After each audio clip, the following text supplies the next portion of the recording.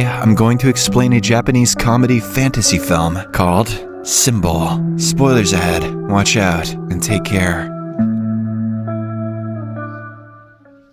At the start of the movie, a Japanese man wakes up in a mysterious white room with no recollection of how he got there. The large room is totally empty, with no doors or windows in it. The strange thing is that there is no ceiling as well, just an endless void of light coming from the top. Confused about the whole scenario, the man slowly gets up and starts inspecting the place. As he goes near the wall, he notices a peculiar-looking thing sticking out. The man gives it a few rubs, that's what I would do, and then presses the tip, which suddenly causes thousands of baby angels to come out of the walls. They giggle maniacally for a few seconds and then disappear the same way they appeared. However, they do leave a gift for the man behind. They're peckers. Now, several thousand of these peckers are sticking out of the walls. Shocked by what he sees, and perhaps a little aroused, the man starts screaming at the top of his lungs. He also pleads for help, but as expected, no one replies. Once he is done with his mini outburst, he starts pressing the buttons randomly. To his surprise, every one of them dispenses a unique but random item, which ranges from a small toothbrush to a large bonsai plant. The man also learns that if he keeps on pressing the same button, the same item will be dispensed again and again. Several hours pass, and the room is filled with hundreds of random items. In particular, the man has made a pink ball his favorite, and as he is playing with it, he accidentally hits a button which dispenses some sushi. This makes the man happy, but he is also disappointed to learn that there is no soy sauce. He presses some random buttons, but all he gets is more sushi. Fed up, he starts eating it just the way it is. However, once he is done, a bottle of soy sauce randomly pops up, infuriating him. But chug it. Later, the man gets a pair of 3D glasses, and when he tries them on, he sees a baby angel pointing towards his pecker. This excites the man, as he believes that he has found a way to escape. Unfortunately, when he presses that button, a giant ass appears from above and passes gas onto him, knocking him out. Several hours later, we see the man reading a particular manga. Turns out that he has already finished 5 volumes, but when he presses a button and asks for the 6th, the 7th volume comes out instead. Angry, he starts pressing random buttons, which dispenses the 8th, 9th, and 10th volumes. However, one of them surprisingly opens a mysterious door behind him. The man is over the moon that he has finally found a way to get out of this room, but in his celebrations, he forgets which button he pressed. So he again hits random buttons. One of them sends an African tribesman running into the room, while another makes water fall on his head. Finally, after a lot of failed attempts, he finds the button that opens the door. The man makes a run for it, but fails to enter in time, as the door only opens for a few seconds. This is when he realizes that the tip of the button is instrumental in his escape. As soon as it rises, the door closes, so he will have to find a way to hold it down. The man then starts trying several ways to achieve this. At first, he presses the button with his leg and sits in a run-up position to give him a head start. However, it is still not enough to reach the door in time. Then he uses a cart to propel himself towards the door, but this plan is just as bad. He also tries using different objects like fly swatters, ropes, and even fans, but none of them yield any results. At last, he comes up with an idea to place the largest object in the room, a vase, over the button. He somehow drags it there and waits for the result, but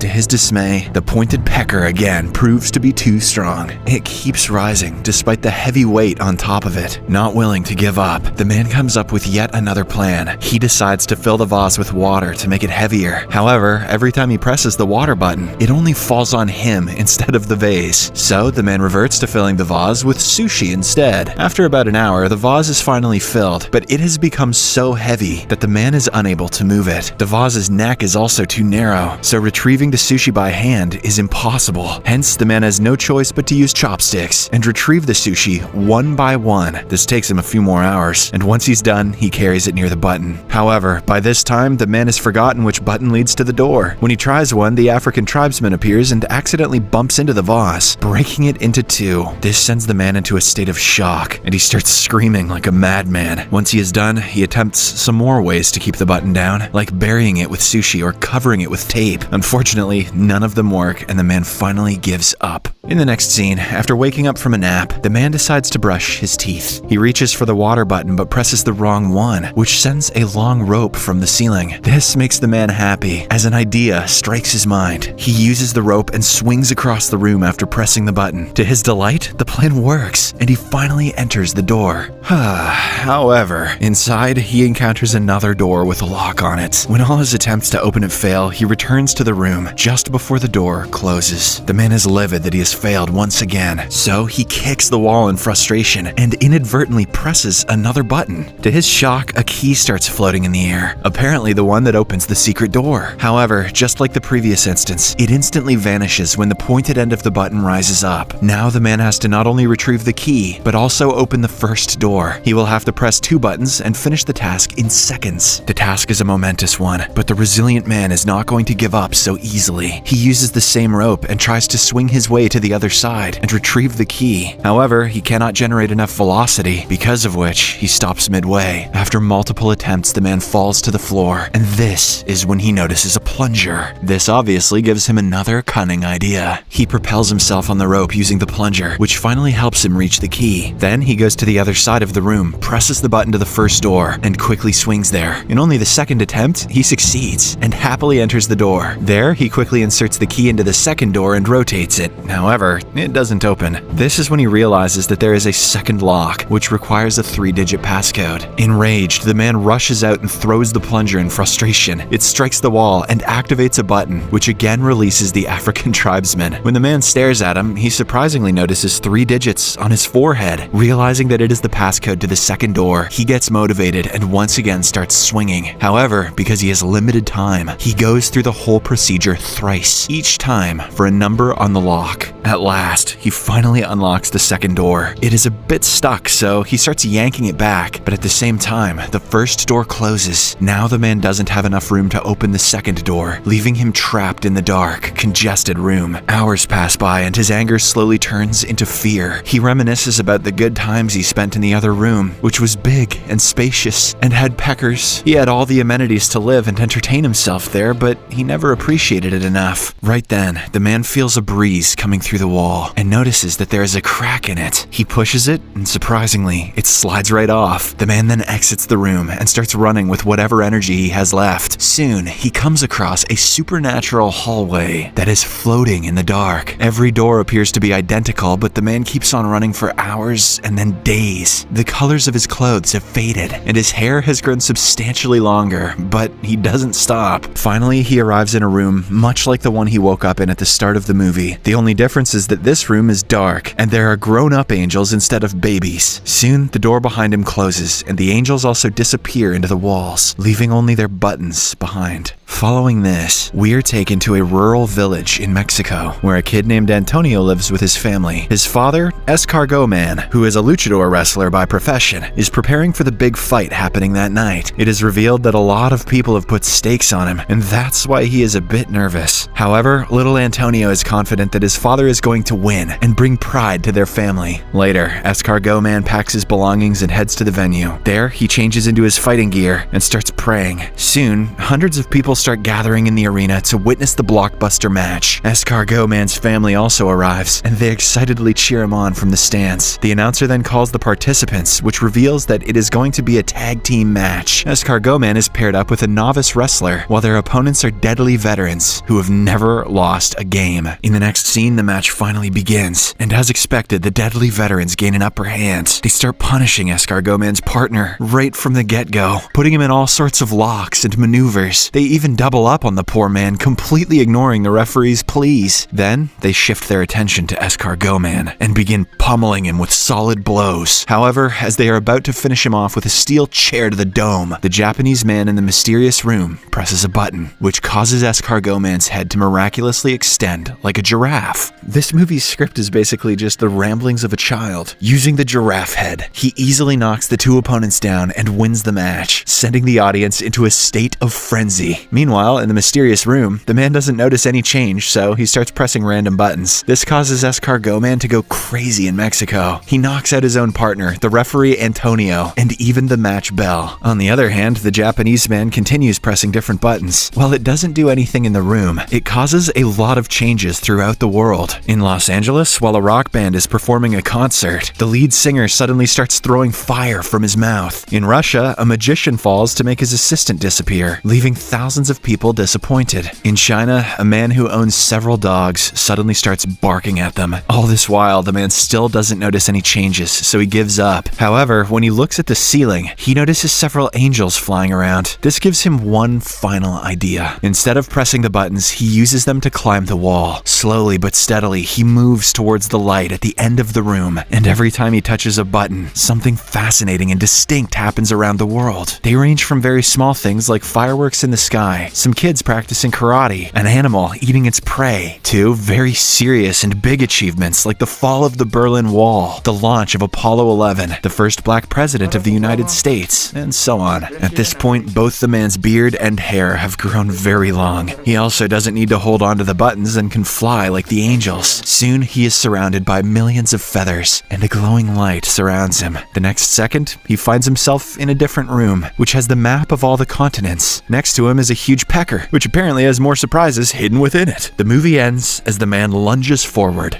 to press it. Subscribe for more videos like this, turn on notifications, and leave a like to help the channel out. Thank you.